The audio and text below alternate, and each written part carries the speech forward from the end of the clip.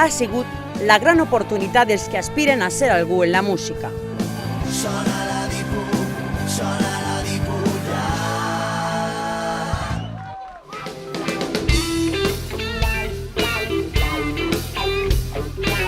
Ha arribat a la seva recta final l'edició 2012 del Sona la Dipu Pop Rock.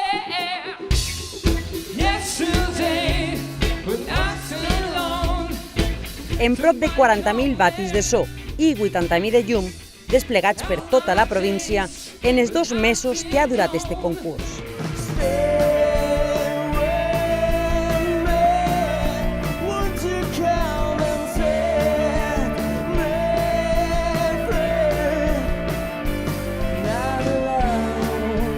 Els jovens participants han compartit escenari en els grans del panorama musical espanyol del moment.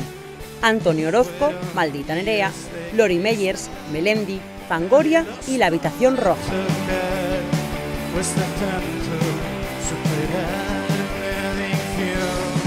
Amb esta que acaba, han sigut 5 anys seguits d'edicions, on s'ha materialitzat sobre l'escenari de les il·lusions el nivell dels grups novells valencians, un somni fet realitat.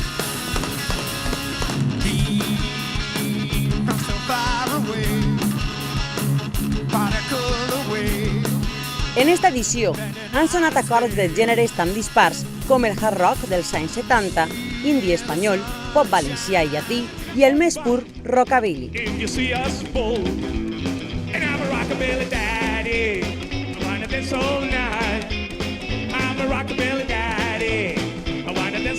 Como se suele decir en toros, no hay quinto malo y esta quinta edición ha sido un exitazo, ¿no? Desde el primer día, que nos sorprendió muchísimo el concierto, fue el mejor primer concierto que hemos tenido, hasta la presentación de los ganadores, ahora hace poco en agosto en Játiva. La verdad es que estamos muy contentos, muy satisfechos.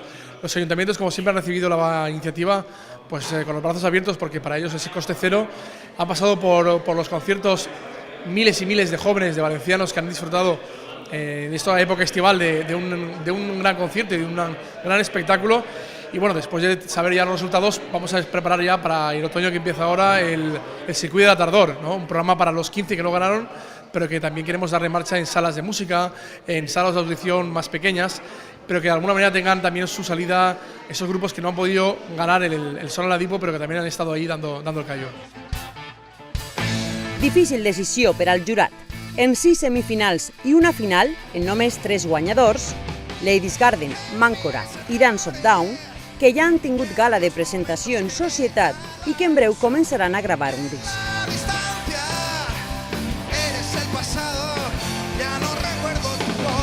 Però tindran més premis. Una gira de 6 concerts per diverses localitats de la província per als pròxims mesos.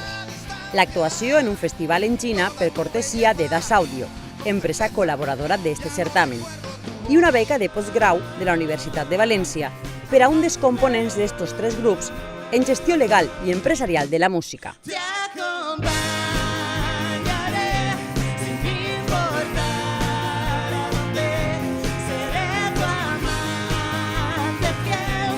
I els que no guanyen, no perden, perquè composaran el cartell del Circuit de la Tardor.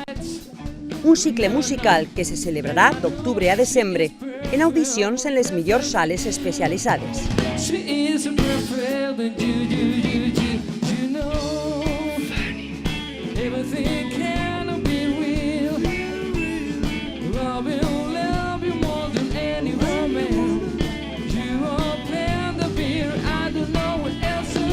Milers de persones han seguit estos concerts per tota la província.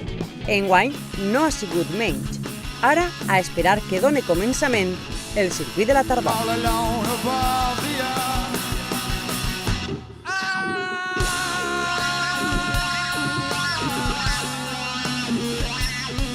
La millor música feta a València per valencians que continuarà sonant gràcies a la Diputació.